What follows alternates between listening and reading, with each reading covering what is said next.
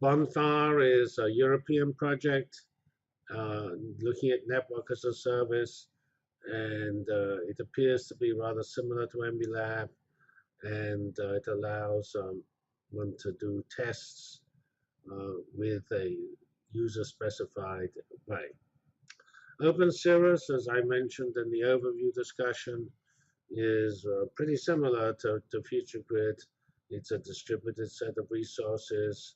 It is probably not quite as broadly based as FutureGrid.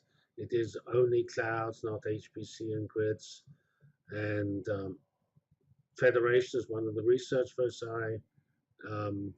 And they have nice summits where they actually describe all their research.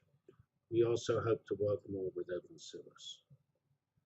Now we of course come to the commercial clouds, where Amazon Web Services is the original commercial cloud and probably the largest still. And it is in some sense the standard. Most infrastructure as a service systems try to offer the EC2 interface.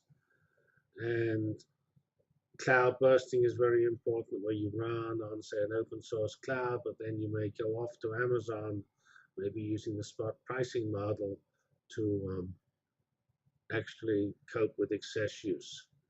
And there's lots of activities, building software to allow one to integrate EC2 and open source clouds. And FutureGrid also has an activity in that area. There's InstaGenie and Genie Cloud, and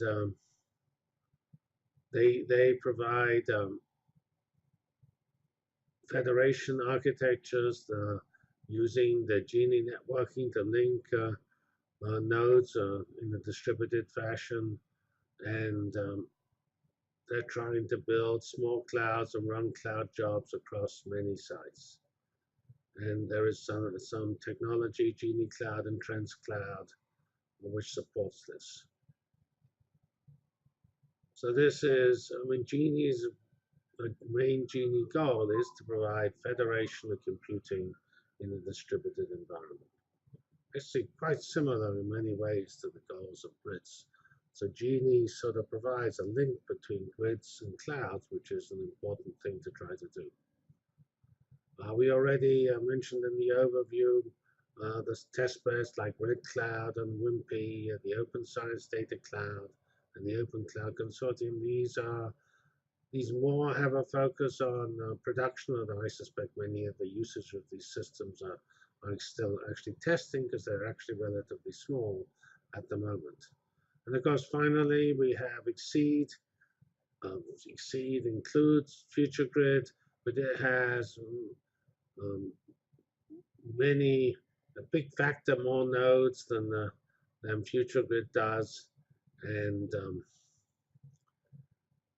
it is, it has the very largest supercomputers available, and it is important for FutureGrid to present itself in a way that is helpful to Exceed. We already pointed out that we do testing for Exceed software.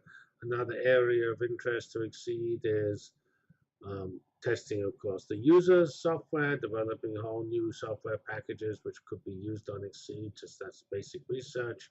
And finally, I mentioned the concept that FutureGrid could be used as a jumping off point, where you could start on FutureGrid and then go to production in a cloud or even an HPC bursting fashion.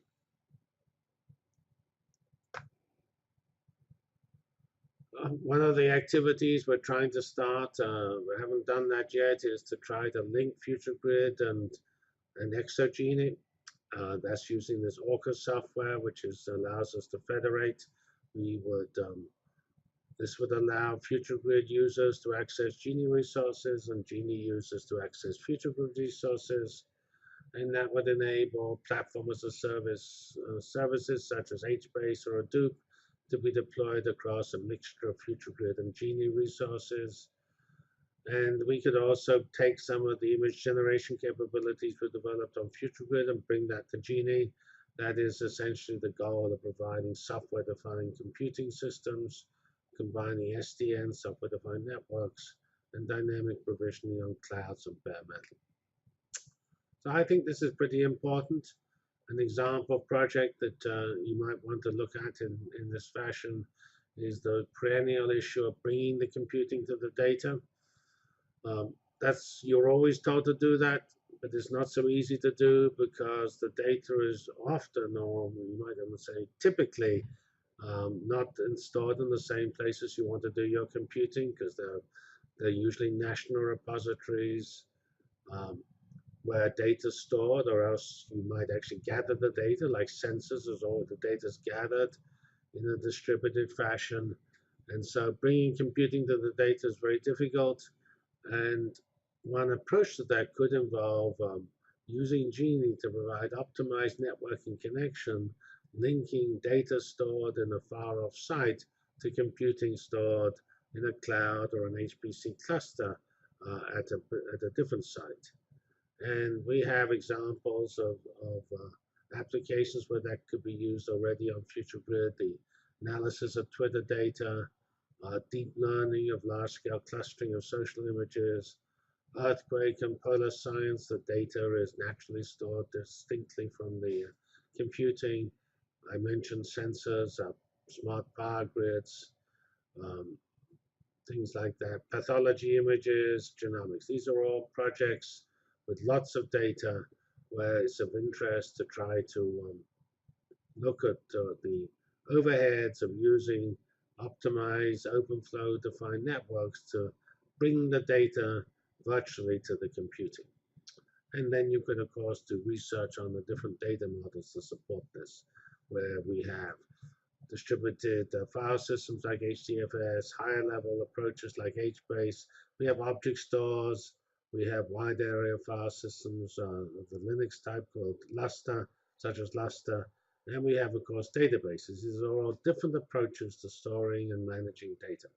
And it seems to me we could imagine a rich set of experiments on a FutureGrid Genie linkage which explored these issues.